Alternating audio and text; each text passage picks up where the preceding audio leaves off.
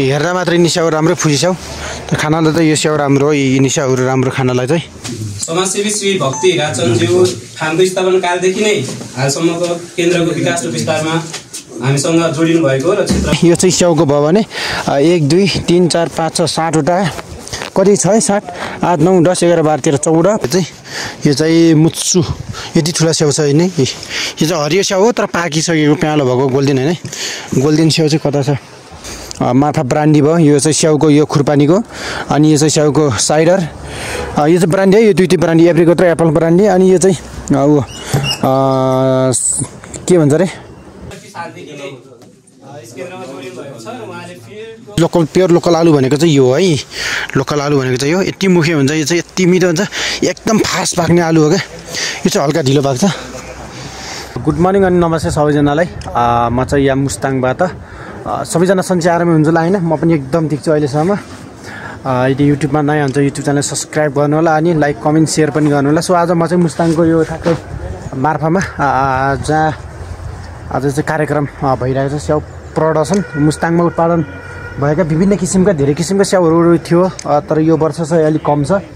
किनभने अलिक पहिले गर्नुपर्ने असार साउन भडौतिर गर्नुपर्ने स्याउ है भडौ असोजतिर गर्नुपर्ने स्याउको यो प्रदर्शन कार्यक्रम र अहिले ढिला भएको कारणले गर्दा के जेएनजी आन्दोलन के समस्या यस्तै नै देशको अवस्था हैन त्यसले गर्दा चाहिँ हल्का ढिला भएको कारणले गर्दा आज चाहिँ हामी ठ्याक्कै असोज हो कि के महिना 6 महिना 2082 साल 6 महिना 21 गते चाहिँ हामी यो कार्यक्रम प्रदर्शन गर्दैछौँ है आज सो देखिराख्नु भएको छ यहाँ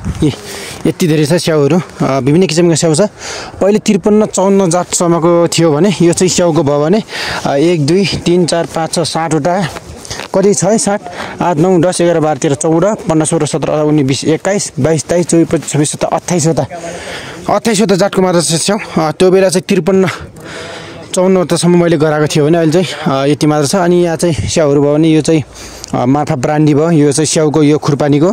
अनि यो चाहिँ स्याउको साइडर यो चाहिँ ब्रान्डी है यो दुईटी ब्रान्डी एप्रिकट र एप्पल ब्रान्डी अनि यो चाहिँ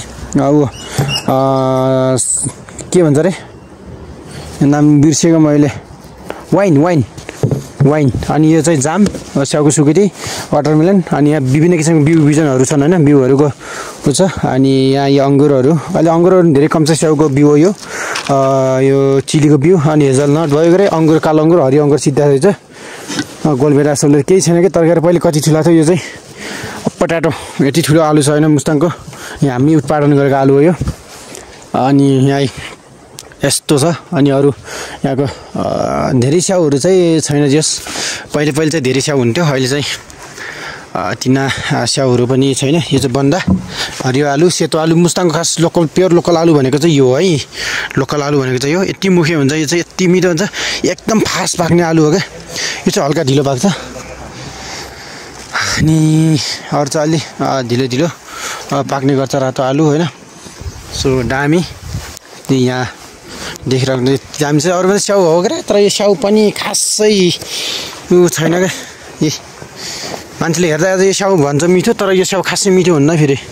मान्छेले सबैले मिठो भन्छ र यो स्याउलाई अनि मिठो स्याउहरू त यता छ नि त हेर्दा मात्रै निस्याउ राम्रो फुसिस्याउ खानालाई त यो स्याउ राम्रो हो यी निस्याउहरू राम्रो खानालाई चाहिँ हेर्नलाई चाहिँ जति जुन तपाईँहरूले हेर्छन् यो स्याउ त्यो राम्रो भन्छ नि त तर यो खासै राम्रो होइन तर खान्छ यो स्याउ जुना प्रिन्स अनि अर्को यो पनि राम्रो हुन्छ फुजी हो यो चाहिँ मुच्चु यति ठुला स्याउ छ हैन यो चाहिँ हरियो स्याउ हो तर पाकिसकेको प्यालो भएको गोल्डन हैन गोल्डन स्याउ चाहिँ कता छ उठेको छ गोल्डन डिलिसियस पारी अनि आज ढाम कार्यक्रम हुन लाग्छ है सो नाइस अनि यतै सितोस बागवानी विकास केन्द्रको प्रदर्शन कार्यक्रम 11 बजे सुरु हुन्छ हामी चाहिँ यहाँ सबै गरिसकेका छौँ 6 महिना 31 गते नेपालको झन्डा सो नाइस अब उतातिर निस्किम उता चाहिँ खानपिन कार्यक्रम हुँदैछ बन्दैछ जोस हैन सो नाइस तपाईलाई यो भिडियो कसो लाग्यो जस्तो लाग्छ सल्लाह सुझाव चाहिँ दिन नबिर्सनु होला सम्मान गर्न पाइयो समाजसेवी श्री भक्ति राजचन्द्रज्यू फार्मको स्थापना कालदेखि नै हालसम्मको केन्द्रको विकास र विस्तारमा हामीसँग जोडिनु भएको र यस क्षेत्रको विकासमा अतुल्य योगदान दिनुभएको छ। उहाँ यहाँ हाम्रो स्थानीय मात्र नभएर यस कार्यवाहीको लागि अभिभावक जस्तो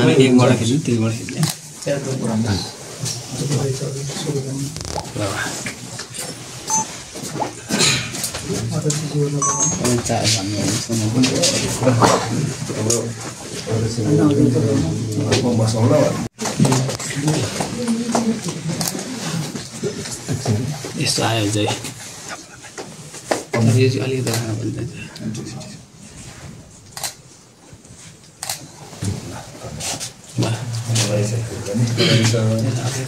सम्मान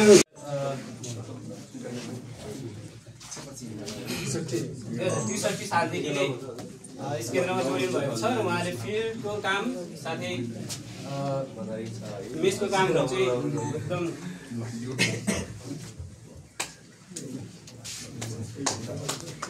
उहाँको सेवाको लागि उहाँको योगदानको लागि हामी उहाँलाई सम्मान गर्न चाहन्छौँ।